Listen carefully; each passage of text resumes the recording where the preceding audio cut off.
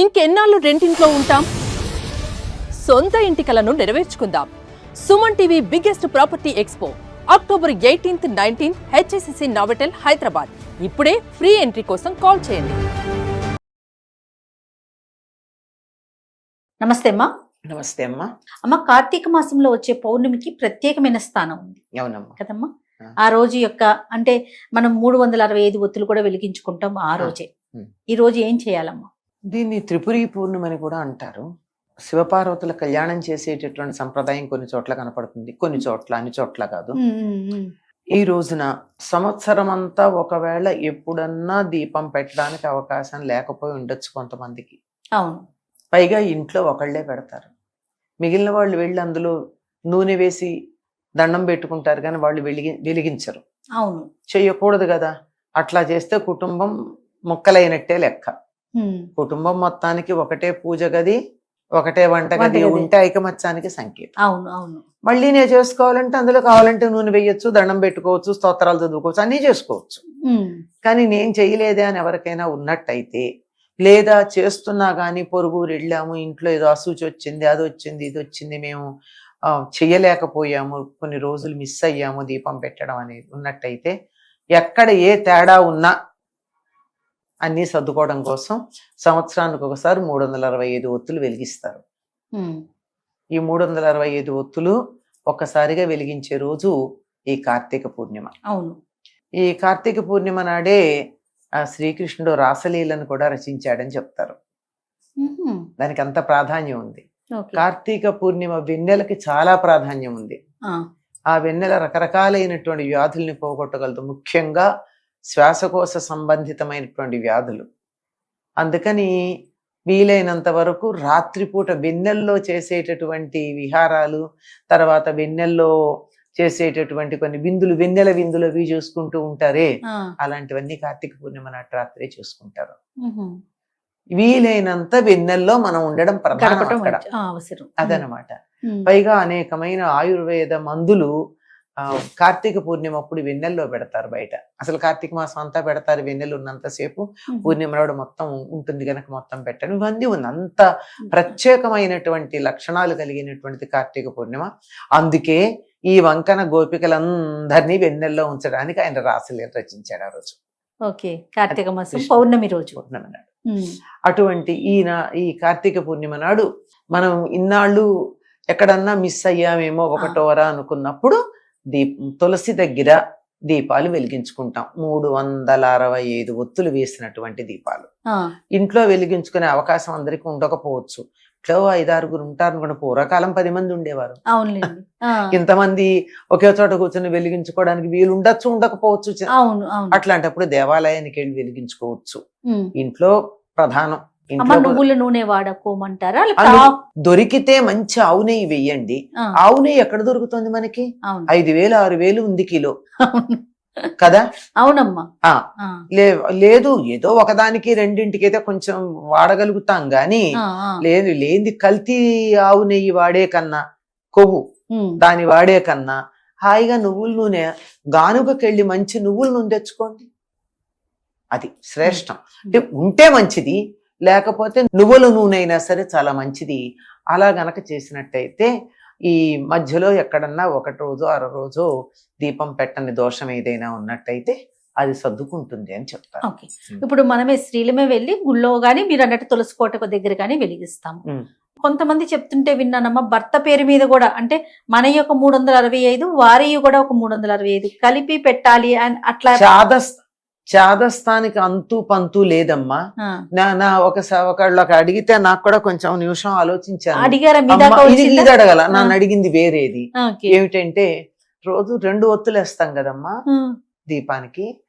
365 రోజులకి 365 × 2 700 ఒత్తులు పెట్టాలి, 730 ఒత్తులు పెట్టాలేమో అని అడిగారు. ఇది కూడా మాకు తట్టలేదమ్మా, నాకంత తెలివి లేదన్నా. మరి అప్పుడు సాయంకాలం కూడా పెట్టకపోతే దానికి ఇంకో డబల్ వేసుకోవాలి కదా. 7 అయిపోతున్నాయి, 730 మొత్తం అంతా దీపంతో పెట్టాడు. అంటే ఇంకా చాదస్తం అన్నది ఏ స్థాయికి వెళ్ళిపోతుందంటే అతి తెలివి ఎక్కువైపోతుంది, అంతకన్నా ఇంకేం లేదు. అంతే అదే సమయం. ఆయన ఇంకోటి, భార్య తరఫున భర్త పెట్టచ్చేమో కానీ భర్త తరఫున భార్య ఎక్కడ పెడుతుందమ్మా? ఆయన చేస్తే పుణ్యం ఈవిడికి కూడా వస్తుంది, అవును ఈవిడ చేస్తే ఆయనకి వెళ్ళదు అని చెప్పినప్పుడు ఆయన కోసం ఈవిడ వెళ్ళి దీపాలు 365 ఒత్తులు వేయడం ఏంటి? అసలు ఆలోచనే చాలా తప్పు. నాకు విన్నాక షాక్ అనిపించింది. అది డబల్ వెయ్యాలని చెప్పిందే నాకు షాక్ అయితే, నాకు వెంటనే ఏం తట్టిందంటే పొద్దునవి సాయంకాలంవి కూడా ఉంటాయి కదా అని అనిపించింది. అది ఇప్పుడు నేను అడిగిన ప్రశ్న మరి ఇంకా డబల్ అనిపించింది. అంటే ఉన్న ఒత్తులన్నీ తీసుకొచ్చి అడగటం కూడా కాదమ్మా, నేను చూశాను ప్రత్యక్షంగా.